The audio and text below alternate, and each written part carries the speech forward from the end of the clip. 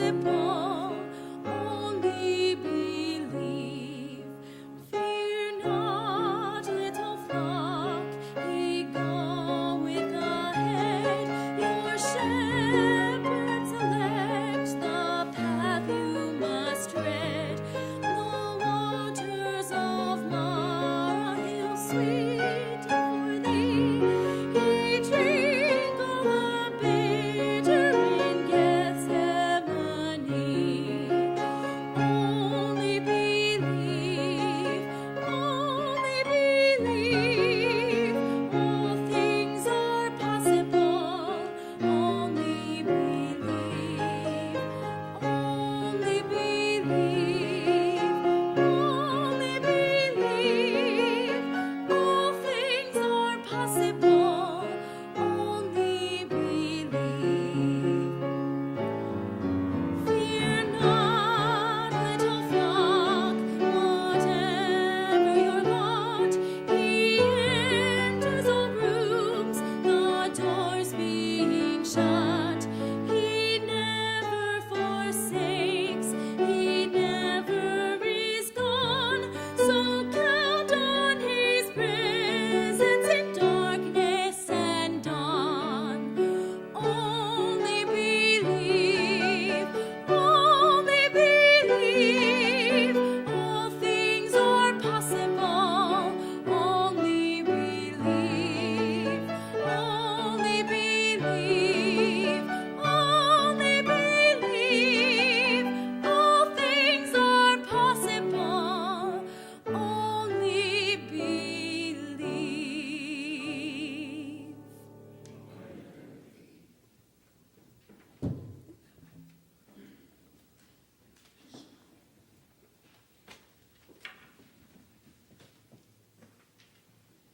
The world is filled with beauty.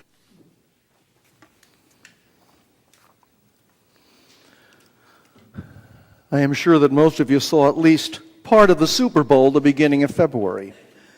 This particular football game, year after year, is one of the most hyped events in the world, and the 2014 version was no exception. In fact, because of the two teams that were playing, the anticipation was even greater than usual. And it was believed by virtually everyone that it would be a real nail-biting barn burner, which would probably be won by the Denver Broncos because their quarterback was Peyton Manning, one of the best to ever play the game. Equally anticipated every year are the commercials, for which companies usually make an extra effort to offer something new and special, and for which they pay incredibly big bucks. This year the commercials, even the mediocre ones, many of them, which most of us didn't understand in the first place, were better than the game. And they perhaps taught us something about which was unintended by the corporations producing them. They taught us that social justice is in fashion, and that it sells cars, it sells soda, it sells just about everything, and it sells us short. Imagine and remember the following with me.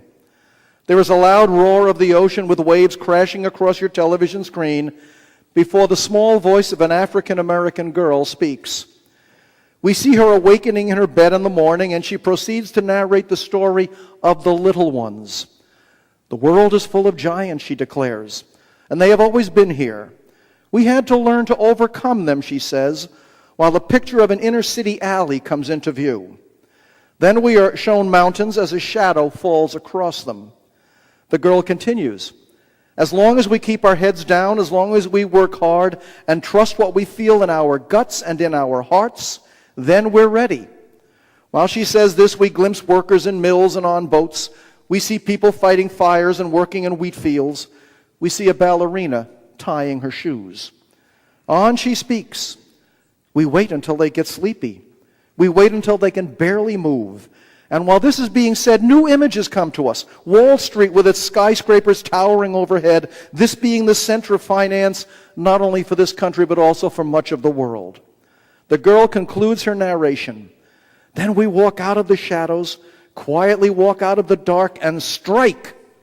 With that comes a roar that fills the frame, a system crashes, and our power becomes incarnate in Fiat's new Maserati, which for only $67,000 can be yours. Wow! At last, something for the masses. From rags to riches, from ghetto to gratification. But it was reported by the New York Times on the same day that this ad appeared that since the recession ended, and we have been told that it has ended, haven't we? The economically top 5% of our country have increased their spending by almost 20%, while the other 95% have found their role in the market and the state of their finances to be flat or declining. But how wonderful that Fiat, with its Maserati, is doing so well, and apparently striking a blow for social and economic justice at the same time. The same kind of message on Super Bowl Sunday does not end with Fiat. Bob Dylan, with his folk protest blues playing in the background, Bob Dylan, mind you, tells us that we should buy Chrysler products. An interracial couple sits around a breakfast table with their biracial child using Cheerios to tell her that another baby is on the way. Coca-Cola paints a unique picture of our nation, and America the Beautiful so diverse that some of the Tea Party were planning to boycott Coke products. And finally, Morpheus from The Matrix, a revolutionary leader who resists the colonization of all thought by the oppressive machine of illusion and consumption, asks us to choose the blue car keys or the red car keys. Luxury will never be the same again. If this year's Super Bowl ads allow us to see what the brightest advertising minds in the world think will sell, then apparently a progressive, diverse, revolutionary, little ones unite spirit is alive and well in our land.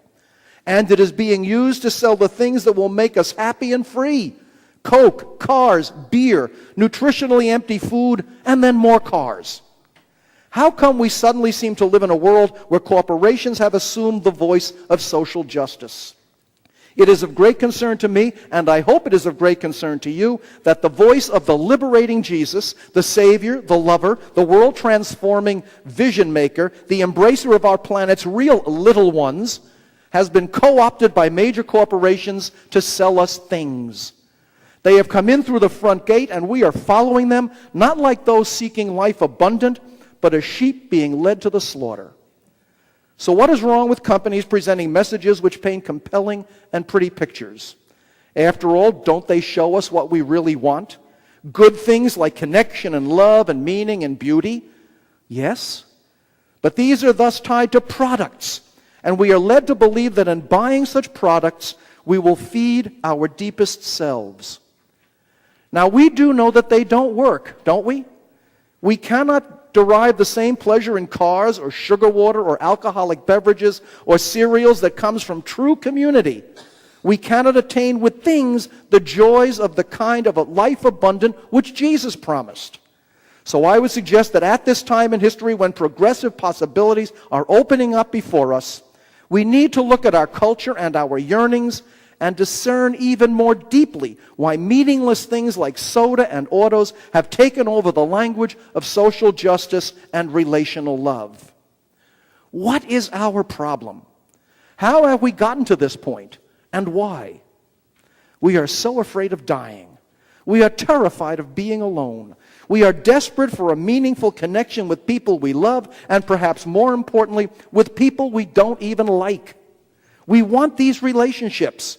And we want a story that brings meaning to our lives, a story that gives us purpose and direction. Not just a personal story, not just a tribal story, but a cosmic story. We want a cosmic story that makes our daily existences shimmer with life. We want a story that is as beautiful as the stories presented by those ads. We want a new world in which we will be happy. Jesus talked about coming to bring abundant life. But the abundance he was talking about did not consist of material things. The good life for Jesus did not consist of attaining a few more shekels or a few more donkeys or a few more possessions. For him, happiness and wealth were not necessarily connected. For Jesus, abundant life required love and peace and justice and opportunity, not a Maserati. And such an abundant life was secured by people living in love and service, in people making a difference, in people doing what was meaningful and purposeful, in people treating others as they themselves wish to be treated. To be sure, want is not a good thing, but having more and more, and certainly more than the next guy, is not the means to happiness, the proclamations of Coke and Budweiser notwithstanding. In John's version of the Last Supper, Jesus washes the feet of his disciples to demonstrate humility and service. He tells them, in fact, that they will be blessed if they do as he is doing, helping others. He doesn't say that they will be blessed if they get rich. He doesn't say that they will be blessed if they acquire things. He tells them that they will gain happiness by giving rather than by getting. And isn't he telling us the same thing? We all need food and drink and shelter and resources to survive. But we need meaning to live. And we don't need more of everything and better of everything to maintain life, just the necessities, while love is what will make it all worthwhile. At the end of the day, we want a story that reminds us that the love we want and seek and share can be found as a power within us and around us. At the end of the day, we wish for a grace that lets us go on in the morning after the Super Bowl, even Broncos fans, and forgives us, embraces us, calls us to newness and to joy. We Christians call this the story of Jesus. Sometimes we call it God without differentiating the different ways of getting to God. But at a time when the market and its marketing are trying to run away with our cultural stories about justice and love, we don't have to figure out God's real and proper name. God is God. Too much is at stake to quibble. The struggle we of all religions face is taking our stories back while claiming the sights and sounds of a poetry that for so long has filled them. For you see, they are strong enough to actually hold our lives and narrate our hopes. It is perhaps true more than any other social barometer. Our advertisements illuminate the defining spirit of our moment. They tend to tell us who we are, and that is not always good, especially if all we thus seem to be is greedy and mercenary, grasping and grabbing. But on another level, they appear to be telling us that there is a progressive and loving spirit among us, moving with us toward greater things, and urging us to awaken to the potential and the possibilities. So whose story will we listen to? Will we listen to those who try to steal the vision and have gotten big and beautiful by encouraging us to get more and more things?